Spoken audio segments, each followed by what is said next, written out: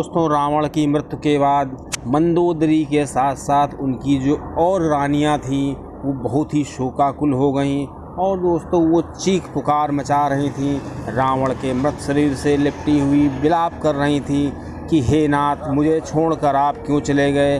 दोस्तों मृत शरीर पर हाहाकार मचा हुआ था। दोस्तों श्री रावण की मृत्यु के बाद मंदोदरी को श्री राम जी ने सलाह दी कि वो श्री विभीषण जी से विवाह कर लें। दोस्तों इसी पर मेरा ये वीडियो आधारित है। दोस्तों आपको चैनल अच्छा लगे तो ज़रूर सब्सक्राइब करिएगा और कमेंट में जय श्री राम लिखना न भूलिए। दोस्तों रावण की मृत्यु के बाद उसकी जो पत्नियां थीं, पटरानियां थीं, काफ़ी विचलित हो गईं और दोस्तों वो चीख चीख के कह रही थीं कि आपने ऐसा क्या किया, मुझे अकेला छोड़कर चले गए। दोस्तों जिससे देवता और गंधर्व उसके सामने आने से कांपते थे और दोस्तों राक्षसों की तो औकात ही नहीं थी कि उसके सामने बोले। आज उसका ये हाल है कि वो चित पड़ा हुआ है। दोस्तों जो रानियां थीं विलाप कर करके कह रही थीं। दोस्तों मंदोदरी भी विलाप करके कह रही थी विभीषण ने आपके हित की बात कही थी और आपने उसी को लात मार के राज्य से निकाल दिया। दोस्तों विभीषण की ये दशा आप ही ने बनाई थी। दोस्तों अगर आप वो विभीषण का कहना मान जाते तो शायद ऐसा ना होता। दोस्तों इंद्रियों को जीतकर तीनों लोक पर विजय प्राप्त की थी, ऐसा पटरानियां कह रही थी और इन्हीं इंद्रियों ने प्रतिशोध का बदला लेकर आपको परास्त कर दिया है। दोस्तों इस प्रकार जो पटरानियां थीं और मंदोदरी थीं काफ़ी चिंतित थीं और व्याकुल थीं। दोस्तों मंदोदरी जी जो थी उसकी जब दशा देखी तो श्री रघुनाथ जी से देखा नहीं गया और श्री राम जी ने विभीषण जी से कहा कि आप जाइए और श्री मंदोदरी जी को संतावना दीजिए।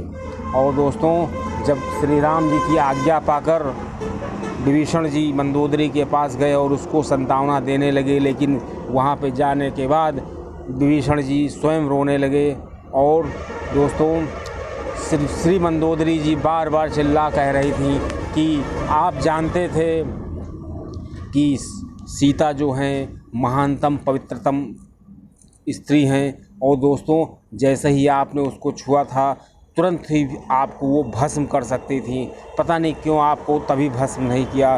दोस्तों श्री मंदोदरी जी बार बार रावण के मृत शरीर से लिपटी हुई यही कह रही थी, पवित्रता के आंसू व्यर्थ नहीं गिरते हैं और यह आपके साथ ठीक बैठती है कहावत, क्योंकि जो पवित्र स्त्री होती है उसका जो अपमान करता है उसके साथ ऐसा ही होता है।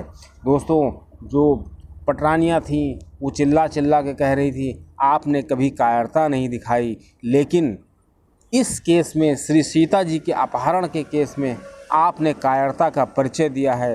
दोस्तों इसीलिए आपका ये हाल हुआ है। ऐसा बार बार पटरानियां चिल्ला चिल्ला करके रो रही थी, विलाप कर रही थी। दोस्तों फिर भी श्री राम जी से देखा नहीं गया। फिर उन्होंने श्री विभीषण जी को भेजा और धैर्य बंधाने को कहा और दोस्तों श्री विभीषण जी से कहा कि जाओ और अपने भाई का अंतिम संस्कार करो, अंतिम संस्कार में देर न करो। दोस्तों जब विभीषण मंदोदरी के पास पहुँचे तो वो रोने लगे और अंतिम संस्कार की तैयारियां की। दोस्तों श्री विभीषण जी के अंतिम संस्कार को बहुत ही ज़ोरों शोरों से किया गया। अंतिम संस्कार के बाद श्री राम जी ने विभीषण को आज्ञा दी कि आप तुरंत जो है राजगद्दी संभालने के लिए तैयार हो जाइए। और दोस्तों विभीषण जी की जो शव यात्रा निकाली गई, दोस्तों इसमें सभी राक्षस और अंतपुर के सभी रानियों ने हिस्सा लिया। दोस्तों श्री राम जी ने लक्ष्मण जी से कहा कि ये उचित समय है, अब हमें विभीषण जी का जो है राज तिलक कर देना चाहिए, मैंने ऐसा ही इनसे वादा किया था। और दोस्तों श्री विभीषण जी का मेरे ऊपर बहुत ही ज़्यादा उपकार है, इसलिए लक्ष्मण जी को श्री राम जी ने उचित निर्णय लेने के लिए कहा और तत्काल व्यवस्था करने को कहा कि जिस तरह श्री विभीषण जी का तुरंत राज्याभिषेक कराया जा सके। दोस्तों श्री लक्ष्मण जी ने एक दूत को सोने का घड़ा लेकर समुद्र का जल लाने के लिए कहा। दोस्तों कुछ ही देर में वो समुद्र का जल लेकर के आ गया और दोस्तों उस समुद्र के जल को लंका में स्थापित किया गया। दोस्तों जब वो जल आया उससे श्री विभीषण जी का अभिषेक हुआ। दोस्तों श्री विभीषण जी के अभिषेक को श्री लक्ष्मण जी ने जब संपन्न किया, उसके बाद जो और सेनापति थे और जो सेना नायक लोग थे जिन्होंने युद्ध में हिस्सा लिया था, जो सीनियर लोग थे, उन सभी ने श्री विभीषण जी के सिंहारोहण में, उनके राज्याभिषेक में बढ़ चढ़ के हिस्सा लिया और दोस्तों सभी ने अपनी अंतिम मोहर लगा दी। दोस्तों राज सिंहासन पर विभीषण जब विराजमान हुआ तो काफ़ी तेजस्वी लग रहा था। दोस्तों विभीषण की अत्यंत जो इस को की गई कामना की गई, विभीषण के जो प्रेमी थे वो विभीषण की जय जयकार के नारे लगाने लगे और दोस्तों श्री राम जी की जय हो उसके नारे लगाने लगे। दोस्तों जब ये नारे गूंजने लगे पूरी लंका में, उसके बाद सब सामान्य होने लगा। और दोस्तों क्या हुआ कि जब श्री राम जी अयोध्या की तैयारी करने लगे, आने की तैयारी करने लगे, तो दोस्तों श्री राम जी को मंदोदरी की भी चिंता थी कि अब मंदोदरी जो है इसका क्या होगा। तो दोस्तों श्री राम जी ने श्री मंदोदरी जी को अपने बुलाया और उसको सलाह दी कि आपको अब अपने देवर श्री विभीषण जी से विवाह कर लेना चाहिए। लेकिन दोस्तों ऐसे में जब श्री राम जी उसको बहुत देर तक समझाते रहे दोस्तों, तो वो कुछ न बोली। लेकिन वो जो है कुछ दिनों बाद उन्होंने जो है निर्णय लेने के लिए उसको प्रतीक्षा रद्द कर दिया। उधर दोस्तों श्री हनुमान जी ने श्री सीता जी के पास जा कर के श्री राम जी का संदेश सुनाया कि रावण को मारा जा चुका है और अब आप श्री राम के दर्शन कर सकती हैं, श्री राम ने आपको बुलाया है। और दोस्तों श्री हनुमान जी ने विभीषण के साथ मिलके श्री सीता जी को लाने की पूरी तैयारियां कर ली। तब दोस्तों श्री सीता जी के पास श्री हनुमान जी और श्री विभीषण जी ने श्री सीता जी को लाने की पूरी तैयारी की। और दोस्तों जब श्री सीता जी श्री राम जी के पास पहुंची तो उन्होंने विस्मय व स्नेह से अपने पति के दर्शन किए। दोस्तों उस समय सीता का मुख प्रातःकालीन कमल की भांति खिला हुआ था।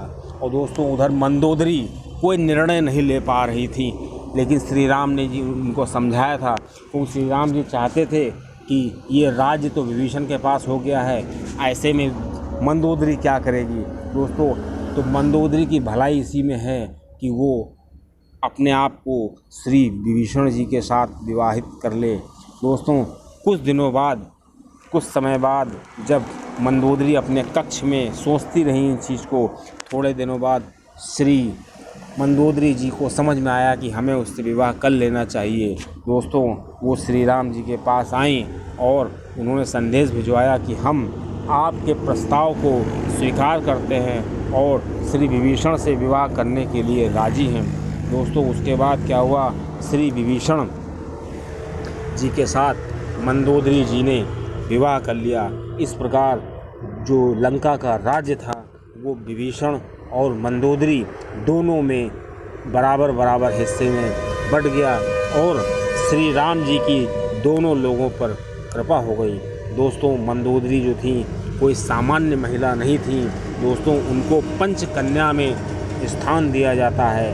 दोस्तों जैसे कि अहिल्या जी थी, तारा जी थी, द्रौपदी, कुंती, ये पंचकन्याएँ थी, उसी तरह श्री जो मंदोदरी थी वो भी पंचकन्या थी। बहुत ज़्यादा तेज था उनके अंदर, लेकिन जो प्रकृति को मंजूर था, उनके पति का जो देहांत हुआ श्री राम के हाथों, दोस्तों उनको भी वैकुंठ धाम प्राप्त हुआ और जो मंदोदरी थी उनको श्री राम जी के दर्शन हुए और श्री राम जी की आज्ञा के अनुसार उन्होंने विभीषण से विवाह कर लिया। दोस्तों चैनल अच्छा